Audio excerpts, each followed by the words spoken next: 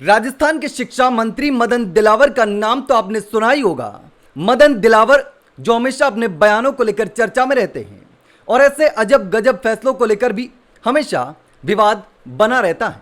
लेकिन अब एक बार फिर से ऐसी जानकारी सामने आ रही है जिसने हर किसी को हैरान कर दिया है। अब शिक्षा मंत्री से शिक्षक ही परेशान हैं।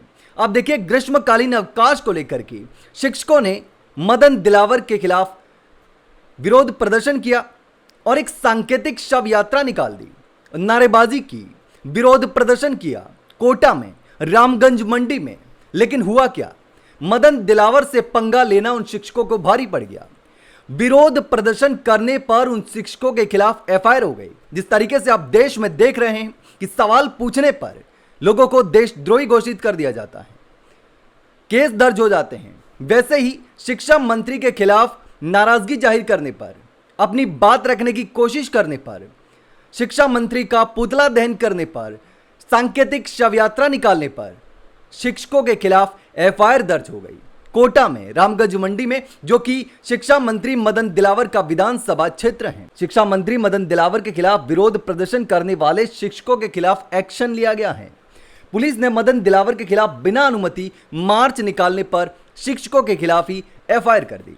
अब देखिए, हाल ही में ग्रीष्मकालीन छुट्टियों को लेकर के आदेश जारी हुआ और 10 दिन छुट्टी कम करने पर शिक्षकों ने शिक्षा मंत्री के खिलाफ नाराजगी जाहिर की, क्योंकि 26 तारीख को स्कूल जाना था। हालांकि बाद में उसे 28 तारीख कर दिया गया, तारीख को आगे बढ़ा दिया गया। भले मामला कुछ भी हो, लेकिन इस तरीके से विरोध करने वालों के खिलाफ एक्शन लेना बहुत ही शर्मनाक है लोकतांत्रिक देश में।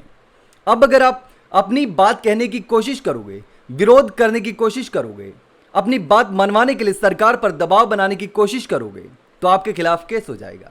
पहले तो आपको अनुमति नहीं मिलेगी और बिना अनुमति के करोगे तो फिर यही होगा। जिस तरीके से इन शिक्षकों के खिलाफ एफआईआर दर्ज हुई है और एफआईआर दर्ज करने के बाद में ये मामला पूरा चर्चा में आया।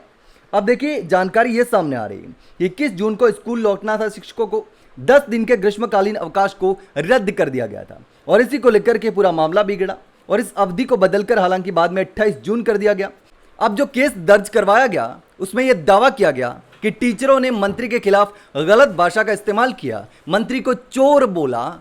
चोर नहीं बोलना चाहिए था। तो ऐसे को लेकर के, तो इसी को लेकर के अब जो है उन शिक्षकों के खिलाफ केस दर्ज हो गया है, एफआईआर दर्ज हो गई है। लेकिन आपको क्या लगता है, क्या इस तरीके से शिक्षा मंत्री मदन दिलावर का विरोध करने पर शिक्षकों पर एफआईआर दर्ज करना जायज है?